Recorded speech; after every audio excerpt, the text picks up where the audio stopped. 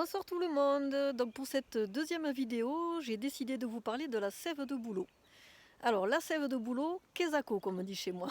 Donc c'est tout simple, c'est de l'eau végétale qui est récoltée sur les bouleaux comme j'ai derrière moi. Donc quelles sont les propriétés? Alors il faut savoir que c'est une super cure détox puisque ça a des propriétés dépuratives qui vont, si vous voulez, ça va stimuler les émonctoires, donc tout ce qui est rein, foie, intestin, sang et peau. Donc ça va permettre l'élimination des toxines qu'on a emmagasinées l'hiver. C'est aussi, ça joue un rôle sur la rétention d'eau et sur la cellulite. C'est très bon en cas de troubles urinaires et de rhumatisme aussi. Et notamment, c'est très bon aussi pour tous ceux qui ont des problèmes de peau, style acné, eczéma. Comme on va éliminer les toxines et qu'on va dépurer le foie. Bon, en principe, quand on a ce genre de pathologie, c'est qu'on a le foie un peu engorgé. Donc voilà, ça va être très bon à ce niveau-là. C'est aussi une cure détox qui va être très bien puisqu'elle n'est pas fatigante. Car la sève de bouleau est bourrée d'oligo-éléments, de vitamines et de minéraux. Pour les vitamines notamment, c'est la vitamine B. Voilà, bon, je pense que j'ai fait un peu le tour des propriétés. Sinon, c'est au point de vue historique, on retrouve les premiers écrits au XIIe siècle. Donc, bon, voilà, premiers écrits datant du Moyen-Âge. Mais bon, moi, à mon avis, je pense que c'est quand même connu depuis beaucoup plus longtemps que ça. Bon, ça, c'est mon avis perso. Alors, comment le récolter? Alors, déjà, la période. Donc, il faut faire attention aux signes de la nature. Ça va se récolter à la montée de la sève, donc au début du printemps. Donc je vous dis de faire attention aux signes de la nature, parce que on voit partout qu'il faut la récolter du 15 mars au 15 avril, mais le printemps peut commencer plus tôt, donc on peut commencer à la récolter fin février, et s'il faut, ben, le 15 avril, on n'aura plus rien, ça va se terminer fin mars, quoi. Donc voilà, faites très attention, c'est vraiment au printemps, à la montée de la sève. Et ça s'arrête donc à l'arrivée des premiers bourgeons. Alors je suis désolée, pour cette année c'est un peu tard, à moins que vos bouleaux chez vous n'aient pas encore bourgeonné.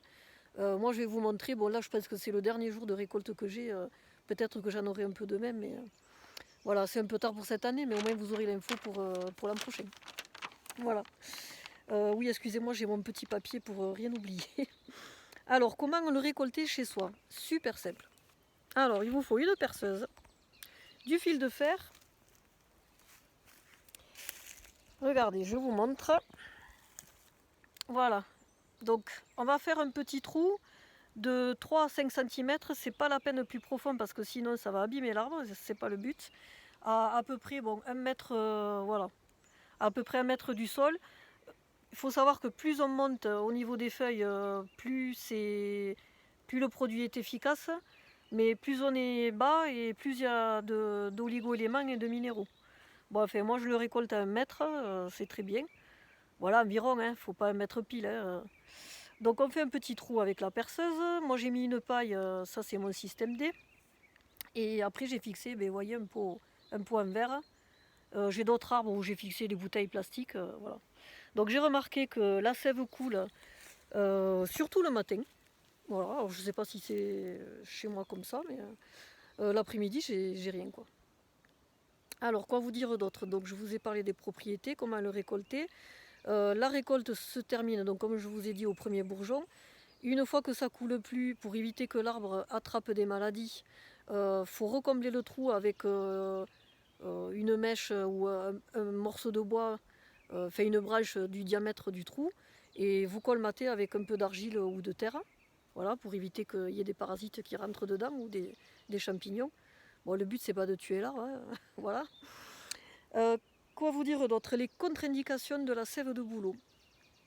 C'est faut savoir que la sève de bouleau contient des dérivés salicylés. Donc toutes les personnes qui sont allergiques aux dérivés salicylés, donc aspirine, ben, je vous déconseille d'en boire. Après, c'est contre-indiqué pour les diabétiques et ceux qui ont des grosses pathologies rénales. Qu'est-ce que j'ai oublié? Non, mais après, c'est tout. Au niveau contre-indication, c'est tout. Hein. Attendez, je reprends mon petit papier. Comment l'utiliser? Alors c'est très simple, c'est sur une cure de 21 jours. Il faut boire un verre de jus à jeun le matin à température ambiante. Voilà, c'est quand même mieux. Et bien écoutez, je pense que j'ai fait le tour. Je regarde tout. Ben oui. Oui, ah si, il y a quelque chose que je vous ai pas dit. Bon, là, faut pas que vous ayez peur, c'est justement c'est l'inverse. Donc, faut savoir que une fois récoltée, la sève fermente, mais plus elle fermente, plus ça va déployer ses principes actifs. Donc, plus elle fermente, plus elle va être efficace. Donc, si jamais, quand vous l'avez au frigo, vous voyez qu'elle devient un peu trouble ou qu'elle change de goût, c'est pas grave, c'est la fermentation, vous n'allez pas vous intoxiquer. Ben écoutez, voilà, j'espère que ça vous a plu. Juste avant de terminer, je voudrais remercier ma voisine Christine qui m'a transmis ce savoir. Voilà, je voulais vous le faire partager parce que je trouvais dommage de le garder que pour moi. Et sachant qu'on peut avoir de l'eau de bouleau naturelle chez soi, ben, quand on a des bouleaux, bien évidemment. Mais écoutez, je vous remercie beaucoup. À bientôt pour une autre vidéo. Et je souhaite bon courage à tous pour cette période difficile qu'est le confinement. Bonne soirée. Au revoir.